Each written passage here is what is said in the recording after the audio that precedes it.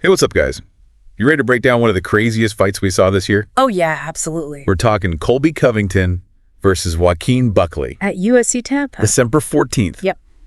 So you got Covington, former title contender, right? Yeah.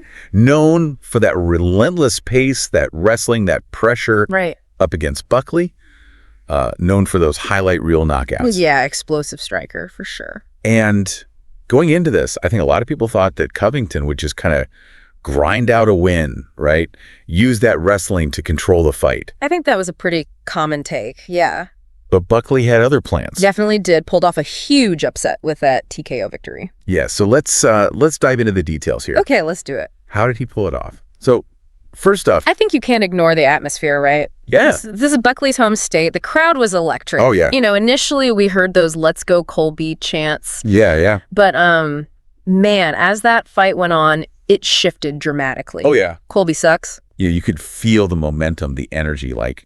swinging in Buckley's favor. Totally. And maybe that had something to do with how Covington looked early on, right? He didn't look like his usual self. Right. Like he usually is so composed and just comes forward, gets those takedowns. Yeah, really disciplined. He wasn't getting those takedowns. He was biting on feints. It's interesting you mentioned those feints. Yeah. You know, for the folks at home who might not know, a feint is basically like a fake out, right? Like you're going to throw a jab, but you're not really. Right. You're setting something else up. Exactly. And Covington, a guy who is normally so disciplined, was falling for them. Yeah. So that kind of shows you right there that Buckley was already starting to get into his head a little bit. Yeah. Disrupt that game plan. And then boom. Yeah. Towards the end of that first round, Buckley drops Covington. Drops him.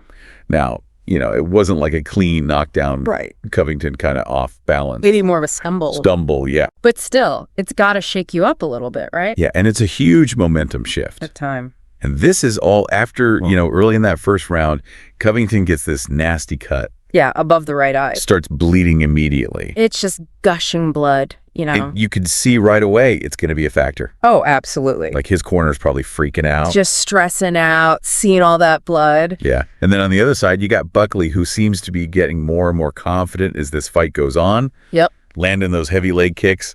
That jab was sharp. Yeah, that jab was a thing of beauty. Oh, it was beautiful. It wasn't just a rangefinder. Right. It was snapping Covington's head back, disrupting his rhythm. Yeah. And, you know, really setting up those power shots. Yeah. You gotta remember, Covington, his game is all about pressure, right? Constant forward movement. So Buckley was using that jab to kind of keep him at bay. Right.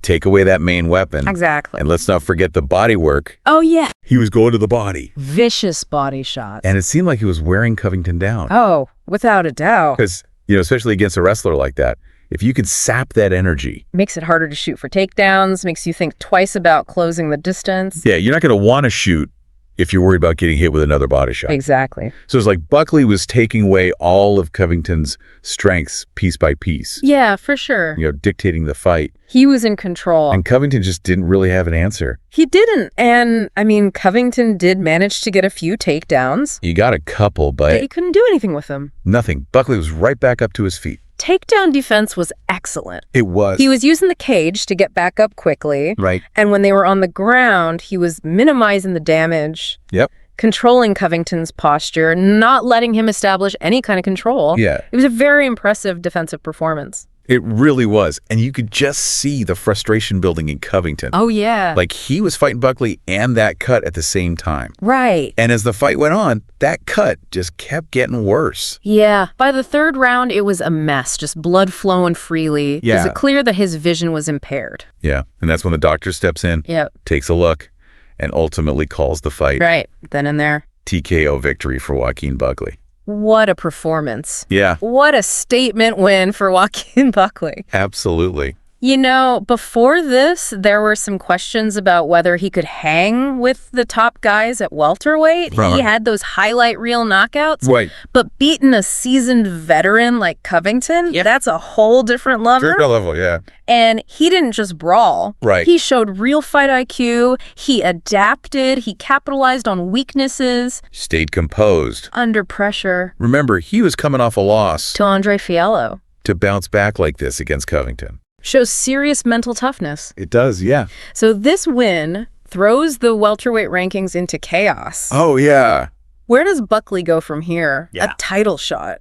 I mean, it's possible. Maybe another top 5 contender to solidify his spot. You know, I think a fight against Gilbert Burns, Ooh, that's a good one. Bilal Muhammad, Another great matchup. those would be amazing. Yeah, I mean, he just took out a guy who was considered a title contender himself. Yeah, So those are definitely possibilities. it's exciting to think about. It is. And let's not forget the other side of this. Yeah. What does this loss mean for Colby Covington? Yeah. This is his second L in a row. Yeah, and a pretty brutal one. Pretty brutal. His style just wasn't working against Buckley. Yeah, you know, that relentless pressure, the wrestling-heavy approach.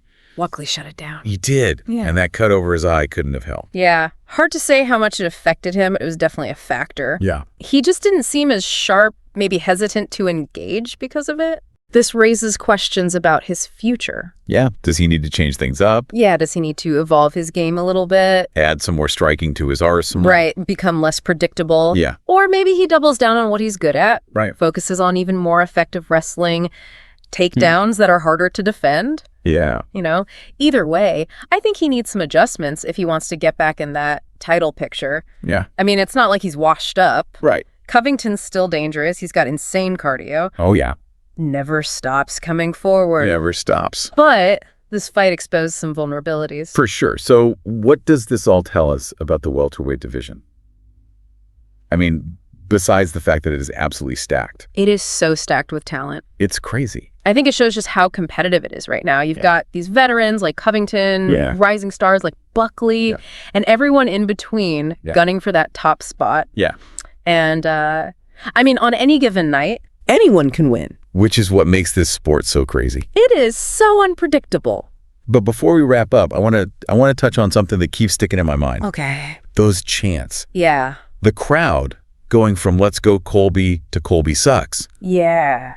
It was wild. Talk about a momentum swing. Huge momentum swing. It makes me wonder, like, how much does that kind of thing affect a fighter? Right. You know, can the energy of the crowd, whether positive or negative, Yeah. actually influence the outcome of a fight? It's like a psychological battle on top of the physical one, right? Right. Some fighters, they might feed off that energy. Yeah. Thrive on the cheers. Others might crumble under the booze. Yeah. You know? It's interesting. It is. I'm curious to know what you guys think about this. Yeah, let us know. Hit us up on social media. Let's have a discussion. Absolutely. And we'll be back with part 2 Coming up. of this deep dive. So stay tuned.